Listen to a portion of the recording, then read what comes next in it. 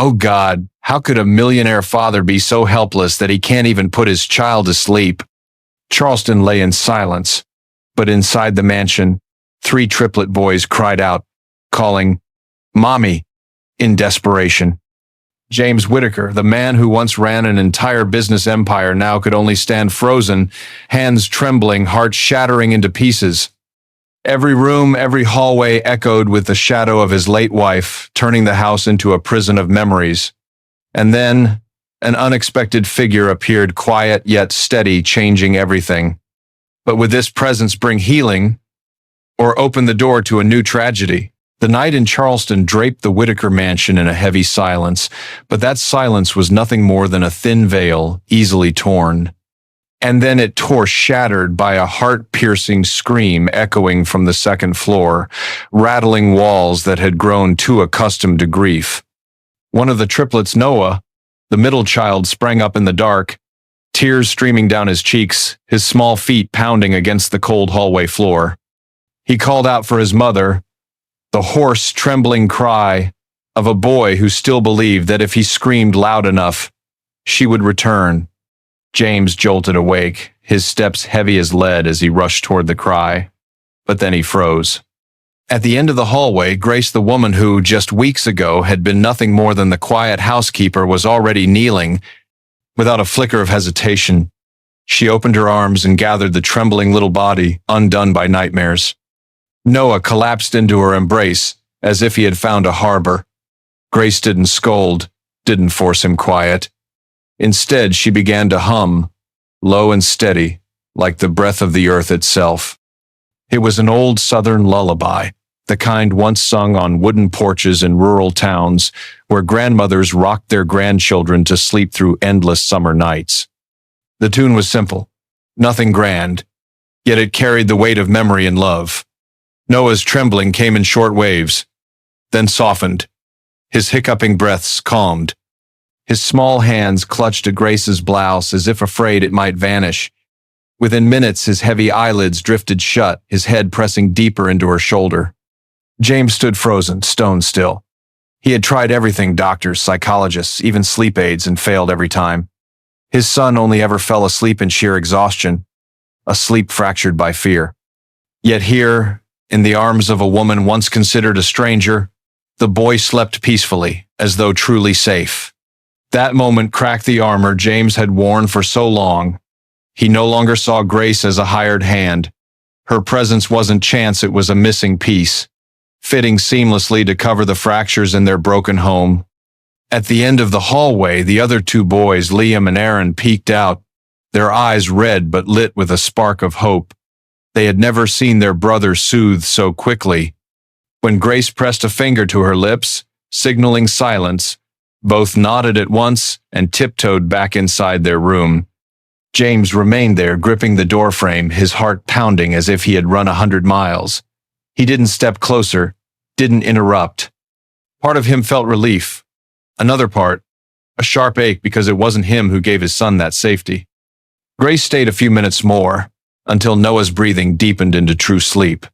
She carried him gently back to bed, pulled the blanket to his chest, smoothed the sweat-damp hair from his forehead. The song had ended, but its echo lingered in the small room, a quiet promise that the darkness could not swallow everything. James turned away, inhaling deeply, struggling to steady the storm of emotion colliding within him. For the first time, he realized Grace's presence was not temporary. She wasn't simply dusting wood. She was sweeping away the fear that haunted this house. And in that fragile moment, something strange stirred. Hope, an ember he thought had been buried with his wife long ago. Would this moment of healing prove fleeting? Or was it the first step for James and his 3 boys to rediscover the laughter they had lost?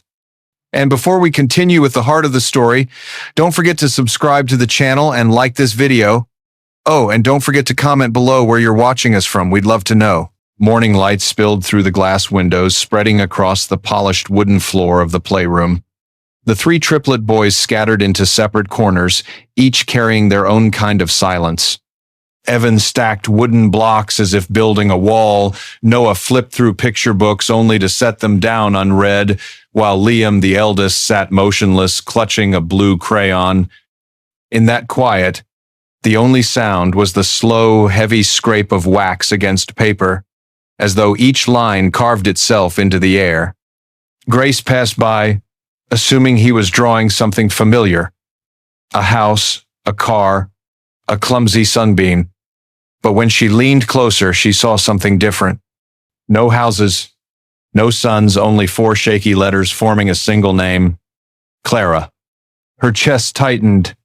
In his young eyes, Liam carried a weight far older than his years.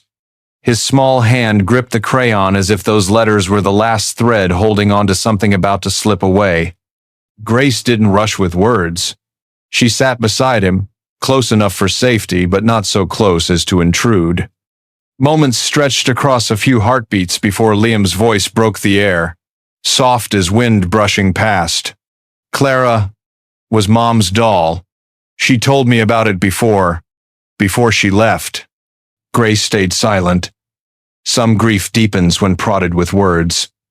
Instead, she placed her hand gently over the paper, a quiet acknowledgement that the memory was real, not erased. James entered the room at that moment. He was ready to say something about breakfast, but his eyes caught the page. The blue letters struck him like a blade through the curtain of memory he had forced shut. His feet rooted to the floor, the room shrinking around him until only that word remained. Clara. He had forgotten. His late wife, Sarah, had clung to the doll Clara all through her childhood, carrying it from a small wooden house in Georgia to faraway trips abroad.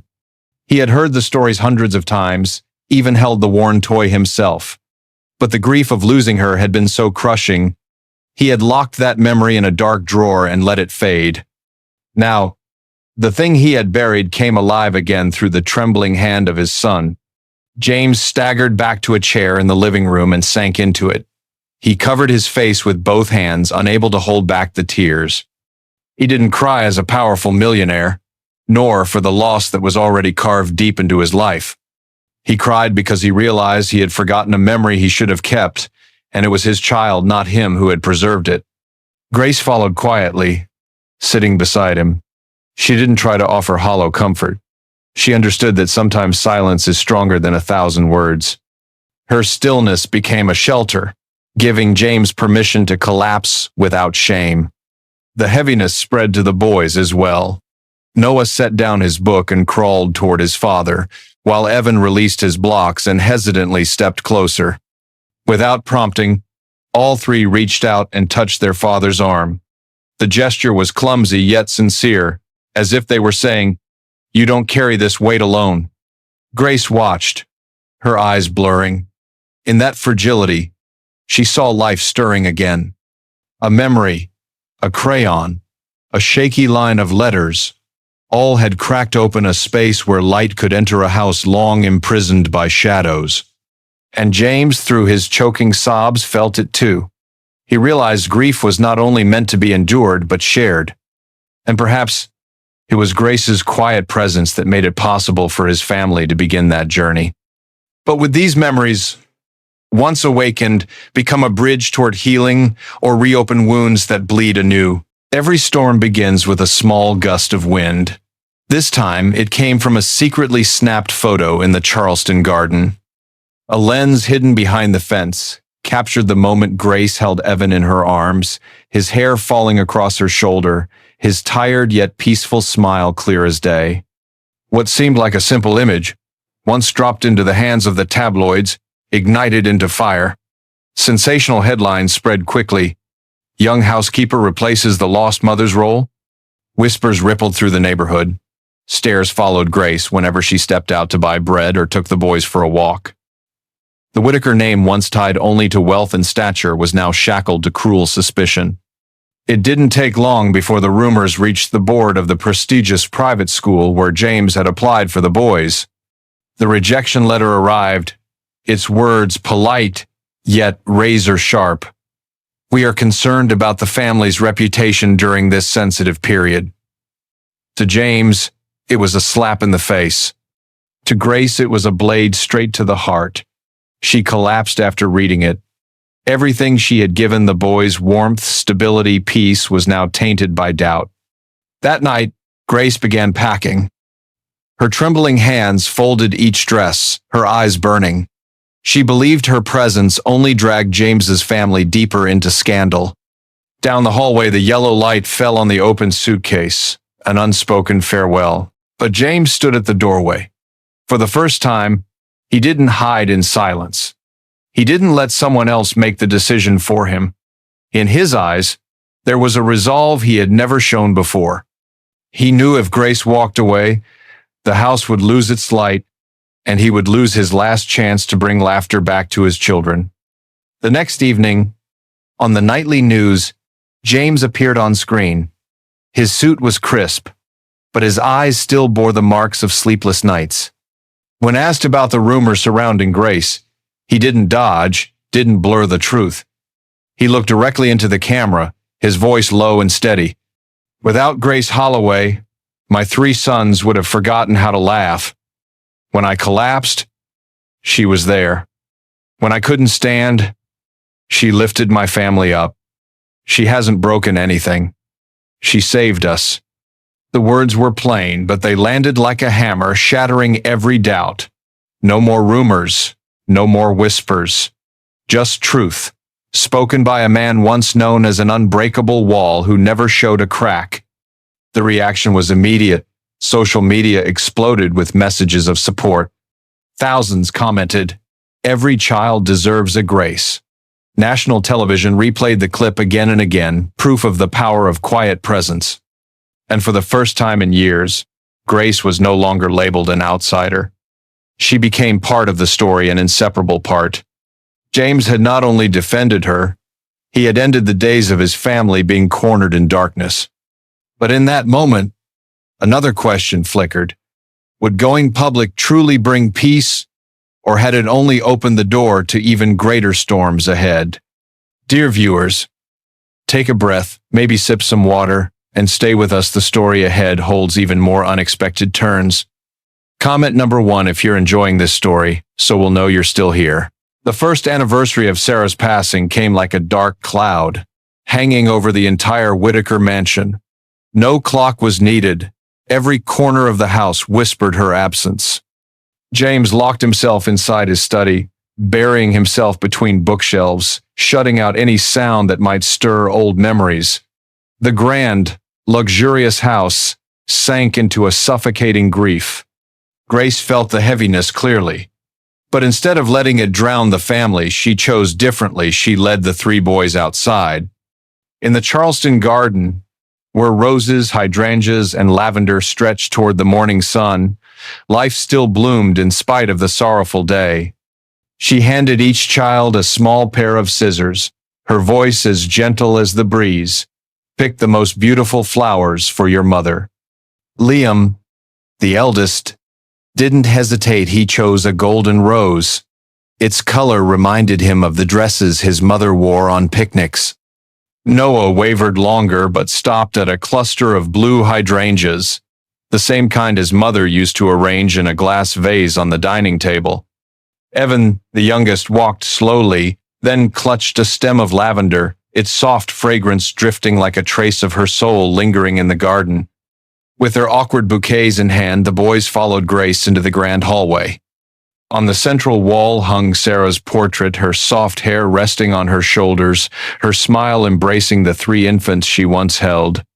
In the morning light, the portrait seemed to breathe, freezing every heartbeat in the house.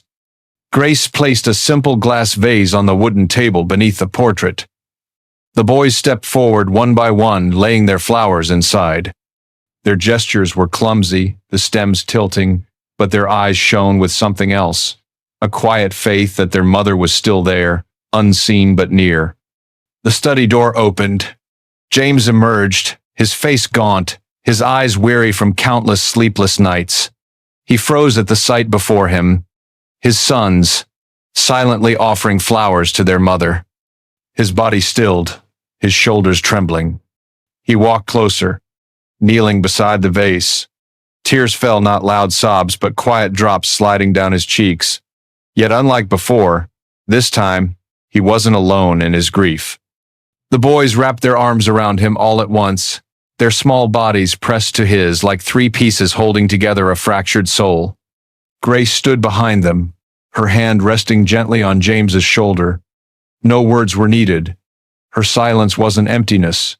It was steadiness, like the earth quietly holding up a broken tree. In that moment, the mansion ceased to be a prison of sorrow and became a home where loss could be transformed into connection. That simple ritual, just a few flowers, a glass vase, and a portrait, changed how the family faced their pain. Grief was no longer hidden behind locked doors. It was shared, allowing each of them to find one another again. My dear viewers, stay tuned for the next chapter that will leave you amazed. Take a moment to like this video, subscribe, and leave a comment below telling me where you're watching from and what time it is for you. It's always wonderful to see friends joining us from all around the world. The autumn afternoon poured its pale golden-orange light over the Whitaker mansion. Outside, maple leaves whispered against the windows, while inside, the rare laughter of the three triplets echoed through the living room. They raced and tumbled around the armchairs, then suddenly disappeared into Grace's room, the slightly ajar door seeming innocuous at first. Minutes later, a strange silence drew James and Grace closer. In the small room, the boys had rifled through a wooden cabinet pushed against the wall. On the floor lay an old sketchbook, its yellowed pages splayed open, revealing the naive drawings of a child. Not castles or superheroes, but flowers, star-filled skies, and most strikingly, rounded portraits with wide, innocent smiles. Grace froze at the sight. Her hands trembled as she bent down, eyes losing their usual calm. She sank to the floor, drawing the sketchbook close, sighing as though she had carried a weight for years. This is Amelia's, she whispered, her voice breaking. My daughter, she died from a heart condition, so young. The pages shook in her hands, yet those childlike sketches pulsed as if a heartbeat lingered within them. The boys stood still. They had never imagined that the woman who always exuded strength beside them could carry such a deep wound. Noah, the shyest, quietly stepped forward, wrapping his arms around Grace. His words, simple yet potent, offered a balm to the old pain. Mom would like that we're playing with your daughter. Grace could not hold back her tears. They fell, mingling with the old pages, blurring the drawings into smudged streaks. In that moment, her private grief was no longer a secret. Locked away, it became a thread connecting her to the children, who, though not her own, shared the same absence in their hearts. At the doorway, James watched silently, witnessing a scene he had never imagined. The woman he believed merely brought temporary peace to the children was offering far more, a love born from loss. Grace's devotion to the boys did not come from duty alone, but from the heart of a mother who had lost her only child. That sorrow had taught her to listen, to embrace, and to love unconditionally. James felt his chest tighten. He realized that perhaps Grace remained not just for a job, but to fill the emptiness left by Amelia with the laughter and smiles of these triplets. And in doing so, she was quietly healing her own shattered pieces. The once silent room now brimmed with the presence of two parallel griefs. A father who had lost his wife, three boys who had lost their mother, and a mother who had lost her child. Yet rather than pulling them down, the pains intertwined, forging a different kind of strength. Empathy. Grace closed the sketchbook and hugged it to her chest, as if holding Amelia one last time. But this time, the arms of the three boys and the warm gaze of James assured her it was no longer an empty embrace. Would the revelation of Grace's painful past help bind this family closer, or would it become a new challenge as old wounds resurfaced? A week after that tear-filled afternoon with Amelia's sketchbook, the atmosphere in the Whitaker mansion seemed transformed. The three triplets still chirped for Grace each morning, clinging to her with complete trust. But Grace's heart felt heavy, for on her vanity table lay a thick white envelope, like a stone pressing against her chest. The letter came from Atlanta, Blue ink stamped the name of the children's charity Grace had long dreamed of serving. Inside, the board invited her to take the position of program director, a role that carried not just prestige, but the chance to fulfill a dream she had nurtured since her days at Teachers College. One simple yes, and her life would step into a new chapter far from this mansion, far from judgments, and far from the sorrow that had weighed her down for so long. But at what cost? Grace gazed out the window, where the triplets played beneath the old oak. Liam fumbled with his brother's shoelaces. Noah laughed heartily as Evan tripped and stood again. "Mom, Grace, look at me," they called, their voices innocent yet sincere. Every sound pierced her heart. Leaving meant abandoning the children who had called her mother. Leaving James the man still trying to stand after loss. Staying meant surrendering her own dream to live for others. James discovered the letter by chance when he entered the room to call Grace down for dinner. The paper lay open on the table. The words, "Director of Children's Program, Atlanta," etched sharply, like a cut. He skimmed it, his heart tightening. For a moment, fear gripped him. He knew he had no right to keep her, no certainty that she had reason to stay. Yet rather than cling selfishly, he quietly retreated to his study, opening the drawer where an unpublished design lay hidden. The next day, James met Grace in the garden. The afternoon wind tousled her hair. Her hand still clutched the envelope as though it were both a hope and a fear. James said little. He handed her the stack of architectural drawings, each line meticulously detailing every room, every corridor. A brick building with wide windows, a shaded playground. Above it etched the words, "Sarah and Amelia House." Grace froze. Every stroke spoke what she had never dared hope, that her dream did not have to mean leaving. It could bloom right here, on land steeped in both sorrow and love. A place where the three children could grow within a healed community, where the memories of Sarah and Amelia would live on in every wall. "We can make this a place of healing right here," James said, his voice deep, steady. Not a plea, but an offering. Grace hugged the drawings tightly, tears streaming, but this time not only from grief. She had never imagined that dream and love could coexist, never thought she didn't have to choose one over the other. Standing before James, she realized she was no longer the chance housekeeper stepping into a gloomy mansion, but part of a legacy about to be built. The triplets ran over, wrapping themselves around her legs, unaware that the words in that envelope could have changed their lives. Grace bent down, holding their small bodies close. For the first time, her dream was not about running away. It was about staying and planting seeds for a future.